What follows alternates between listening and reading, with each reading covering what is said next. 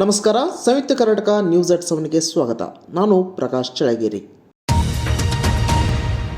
ಮಹರ್ಷಿ ವಾಲ್ಮೀಕಿ ಅಭಿವೃದ್ಧಿ ನಿಗಮದ 187 ಕೋಟಿ ಮೊತ್ತದ ಹಗರಣಕ್ಕೆ ಸಂಬಂಧಿಸಿ ಹಣಕಾಸು ಇಲಾಖೆ ನಿರ್ವಹಿಸುತ್ತಿರುವ ಮುಖ್ಯಮಂತ್ರಿ ಸಿದ್ದರಾಮಯ್ಯ ಅವರ ರಾಜೀನಾಮೆ ಪಡೆಯುವಂತೆ ರಾಜ್ಯಪಾಲರನ್ನು ಕೋರಲಾಗಿದೆ ಎಂದು ಬಿಜೆಪಿ ರಾಜ್ಯಾಧ್ಯಕ್ಷ BY ವಿಜಯೇಂದ್ರ ಹೇಳಿದ್ದಾರೆ.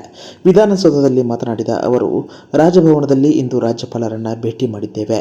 ಹೈದರಾಬಾದ್ನಲ್ಲಿ 18ಕ್ಕೂ ಹೆಚ್ಚು ನಕಲಿ ಬ್ಯಾಂಕ್ ಖಾತೆಗಳನ್ನು ತೆರೆದು ಹಣವನ್ನು ಅಕ್ರಮವಾಗಿ ವರ್ಗಾಯಿಸಿದ್ದಾರೆ.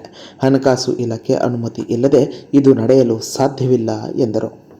ಗೌರವಾನ್ವಿತ ರಾಜ್ಯಪಾಲರನ್ನ ಎಲ್ಲ ನಮ್ಮ ಶಾಸಕ ಮಿತ್ರರೊಂದಿಗೆ ಭೇಟಿಯನ್ನು ಮಾಡಿದ್ದೇವೆ.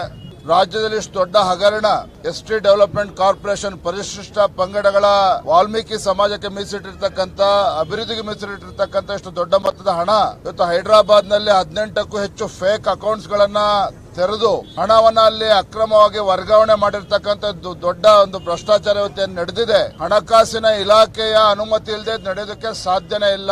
ಮಾನ್ಯ ಮುಖ್ಯಮಂತ್ರಿಗಳೇ ಇದು ಹಣಕಾಸಿನ ಒಂದು ಇಲಾಖೆಯನ್ನ ನಿರ್ವಹಿಸ್ತಾ ಇರ್ತಕ್ಕಂಥ ಸಂದರ್ಭದಲ್ಲಿ ಮುಖ್ಯಮಂತ್ರಿಗಳ ಗಮನಕ್ಕೆ ಬರ್ದೇನೆ ಈ ಒಂದು ದೊಡ್ಡ ಹಗರಣ ನಡೆಯೋದಕ್ಕೆ ಸಾಧ್ಯ ಇಲ್ಲ.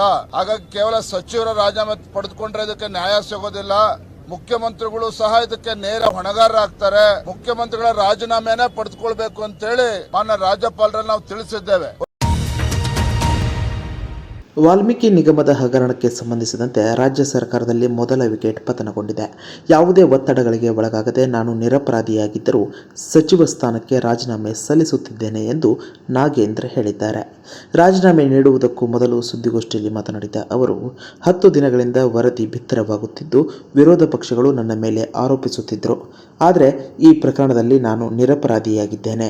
ಆದರೂ ಸರ್ಕಾರಕ್ಕೆ ಮುಜುಗರ ಆಗಬಾರದು ಎಂಬ ಕಾರಣಕ್ಕೆ ಸ್ವ ಇಚ್ಛೆಯಿಂದ ರಾಜೀನಾಮೆ ನೀಡುತ್ತಿದ್ದೇನೆ ಎಂದರು. ಇವತ್ತೇನು ನಿಗಮದಲ್ಲಿ ಆಗಿರುವಂತ ಅವ್ಯವಹಾರವನ್ನ ಇವತ್ತು ಈಗಾಗಲೇ ಕೂಡ MD ಮತ್ತು ಅನೇಕ ಜನರನ್ನ ಕೂಡ ಈಗಾಗಲೇ ಕೂಡ ವಶಕ್ಕೆ ತೆಗೆದುಕೊಂಡು ತನಿಖೆ ಮಾಡ್ತಾ ಇದ್ದಾರೆ. ಆ ಹಂತದಲ್ಲಿ ಇವತ್ತೆಲ್ಲ ಕೂಡ ಪಕ್ಷದ ನಾಯಕರ ಜೊತೆಗೆ ನಾನೆಲ್ಲ ಕೂಡ ಮುಖ್ಯಮಂತ್ರಿಯವರ ಜೊತೆಗೆ ಚರ್ಚಿಸಿದಾಗ ಕೂಡ ಯಾರು ಕೂಡ ನನ್ನ ಮೇಲೆ ಯಾವುದೇ ವಿಧವಾದಂತಹ ರಾಜೀನಾಮೆ ಒತ್ತಡವನ್ನು ಕೂಡ ಯಾರು ಕೂಡ ಹಾಕಿರ್ಲಿಲ್ಲ.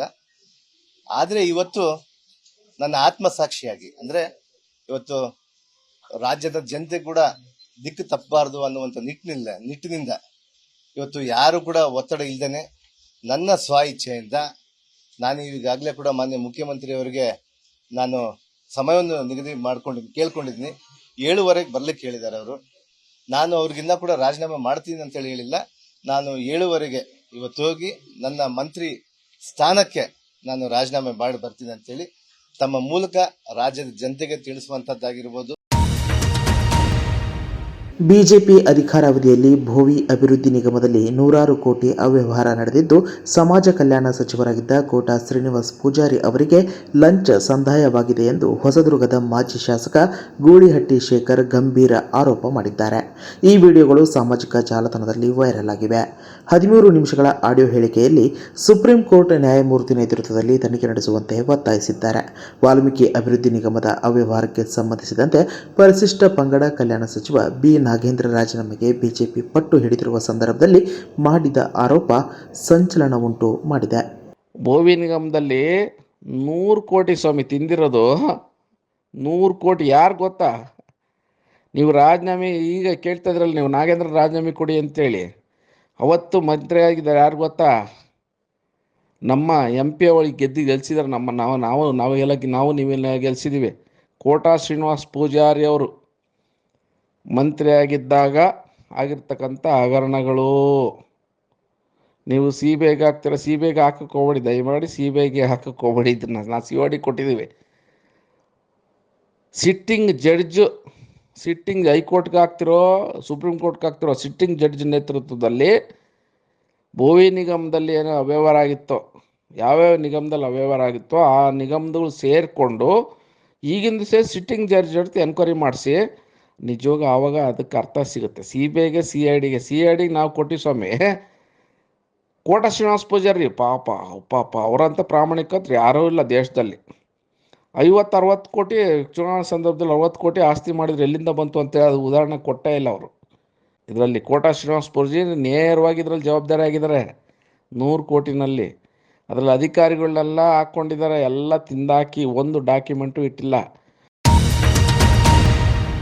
ಲೋಕಸಭಾ ಚುನಾವಣೆಯ ಮತ ಎಣಿಕೆ ದಿನದಂದು ದೇಶದ ಸಾಮಾನ್ಯ ಜನ ಷೇರು ಮಾರುಕಟ್ಟೆಯಲ್ಲಿ 30 ಲಕ್ಷ ಕೋಟಿ ರೂಪಾಯಿ ಕಳೆದುಕೊಂಡಿರುವುದು ಅತಿದೊಡ್ಡ ಹಗರಣವಾಗಿದೆ ಎಂದು ಕಾಂಗ್ರೆಸ್ ಆರೋಪ ಮಾಡಿದೆ.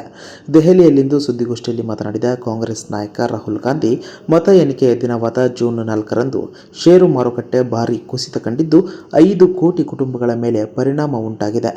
ಇದು ಷೇರು ಮಾರುಕಟ್ಟೆಯ ಬೃಹತ್ ಹಗರಣವಾಗಿದ್ದು ಜಂಟಿ ಸಂಸದೀಯ ಸಮಿತಿ ನೇಮಕ ಮಾಡುವ ಮೂಲಕ ತನಿಖೆ ನಡೆಸಬೇಕು ಎಂದು ಆಗ್ರಹಿಸಿದರು.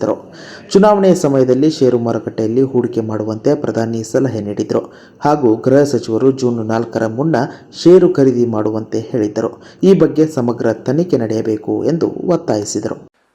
तो ये जो आप देख रहे हैं, हिंदुस्तान की स्टॉक मार्केट की हिस्ट्री का सबसे बड़ा स्कैम है और इसके बारे में हम कुछ सवाल पूछना चाहते हैं. पहला सवाल, why did PM&HM give specific investment advice to the 5 crore families investing in the stock market?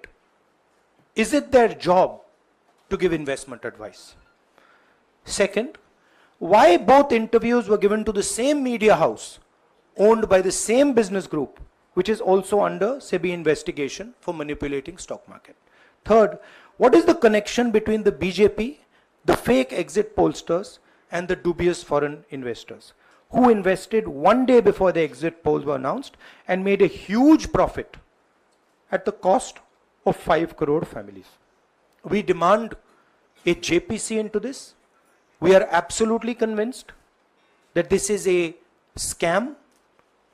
Somebody has made thousands of crores of rupees at the cost of Indian retail investors, and the Prime Minister and the Home Minister have given an indication to buy. And this is a criminal act. So we demand today a joint parliamentary committee to investigate this.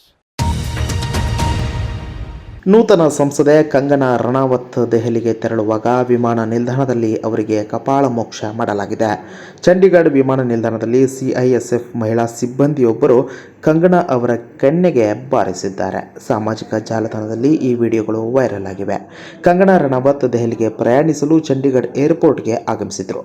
ಈ ವೇಳೆ CISF ಮಹಿಳಾ ಪೇದೆ ಕಂಗನಾ ಅವರನ್ನು ನೋಡುತ್ತಿದ್ದಂತೆ ಅವರ ಕೆನ್ನೆಗೆ ಬಾರಿಸಿದ್ದಾರೆ. ನಂತರ ಸಂಸದೆ ಕಂಗನಾ ಅವರನ್ನು ಅಲ್ಲಿಂದ ಸೂಕ್ತ ಭದ್ರತೆ ಒದಗಿಸಿ ಕರೆದೊಯ್ಯಲಾಗಿದೆ ಎಂದು ವರದಿಯಾಗಿದೆ.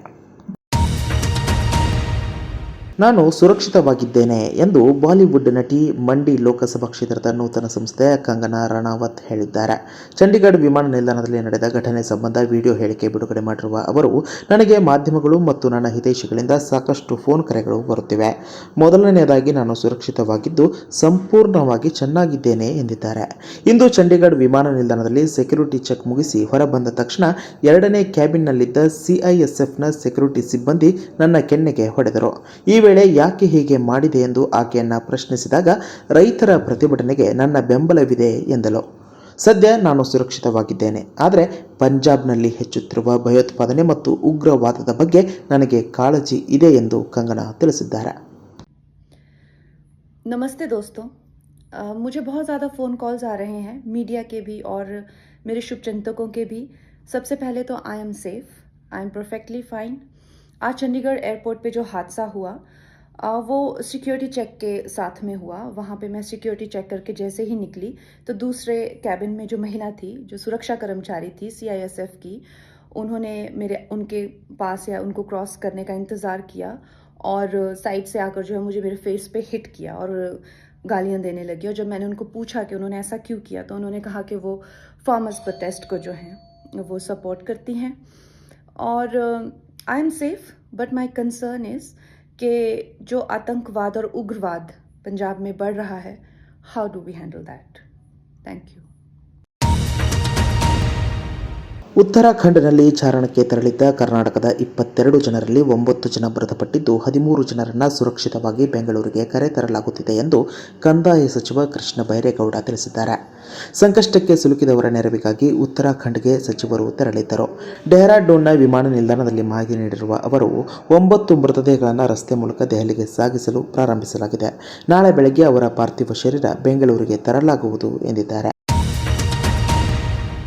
ವಿಧಾನಸಭೆಯಿಂದ ವಿಧಾನ ಪರಿಷತ್ಗೆ ನಡೆದ ಚುನಾವಣೆಯಲ್ಲಿ 11 ಅಭ್ಯರ್ಥಿಗಳು ಅವಿರೋಧವಾಗಿ ಆಯ್ಕೆಯಾಗಿದ್ದಾರೆ ಎಂದು ಚುನಾವಣಾಧಿಕಾರಿಯಾಗಿ ವಿಧಾನಸಭೆ ಕಾರ್ಯದರ್ಶಿ ಎಂಕೆ ವಿಶಾಲಾಕ್ಷಿ ಅವರು ಘೋಷಿಸಿದ್ದಾರೆ. ಕಾಂಗ್ರೆಸ್ನಿಂದ 7, ಬಿಜೆಪಿಯಿಂದ 3, ಜೆಡಿಎಸ್ನಿಂದ 1 ಅಭ್ಯರ್ಥಿಗಳು ಅವಿರೋಧವಾಗಿ ಆಯ್ಕೆಯಾಗಿದ್ದಾರೆ.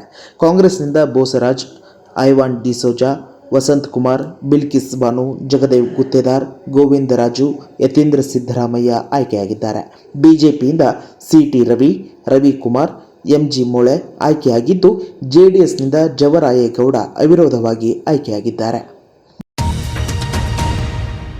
ಪೆನ್ ಡ್ರೈವ್ ಪ್ರಕರಣದ ಆರೋಪಿ ಹಾಸನದ ಮಾಜಿ ಸಂಸದ ಪ್ರಜ್ವಲ್ ರೇವಣ್ಣ ಅವರನ್ನು ಮತ್ತೆ 4 ದಿನಗಳ ಕಾಲ ಎಸ್ಐಟಿ ಕಸ್ಟಡಿಗೆ ನೀಡಿ ಬೆಂಗಳೂರಿನ 42ನೇ ಎಸಿಎಂಎಂ ನ್ಯಾಯಾಲಯ ಆದೇಶ ಹೊರಡಿಸಿದೆ. 6 ದಿನಗಳ ಕಸ್ಟಡಿ ಅವಧಿ ಮುಕ್ತಾಯಗೊಂಡ ನಂತರ ಅವರನ್ನು ಗುರುವಾರ ಮತ್ತೆ ನ್ಯಾಯಾಲಯಕ್ಕೆ ಹಾಜರುಪಡಿಸಲಾಗಿತ್ತು. ಅವರು ತನಿಖೆಗೆ ಸಹಕಾರ ನೀಡದ ಕಾರಣ ಇನ್ನಷ್ಟು ವಿಚಾರಣೆ ನಡೆಸಬೇಕಿದೆ. ಹಾಗಾಗಿ ತಮ್ಮ ವಶಕ್ಕೆ ನೀಡುವಂತೆ ಎಸ್ಐಟಿ ಅಧಿಕಾರಿಗಳು ಮಾಡಿದ ಮನವಿಗೆ ಕೋರ್ಟ್ ಸಮ್ಮತಿ ನೀಡಿದೆ. ಎಸ್ಐಟಿ ಕಸ್ಟಡಿ ಅವಧಿಯನ್ನು ಜೂನ್ 10ರವರೆಗೆ ವಿಸ್ತರಣೆ ಮಾಡಿ ಕೋರ್ಟ್ ಆದೇಶ ಹೊರಡಿಸಿದೆ. ಇನ್ನಷ್ಟು ಬರವಣಿಗೆಗಳು, ವಿಶೇಷ ಲೇಖನಗಳು ನಿಮಗಾಗಿ ಕಾಯ್ತಾ ಇರ್ತವೆ. ಓದ್ತಿರಲ್ವಾ?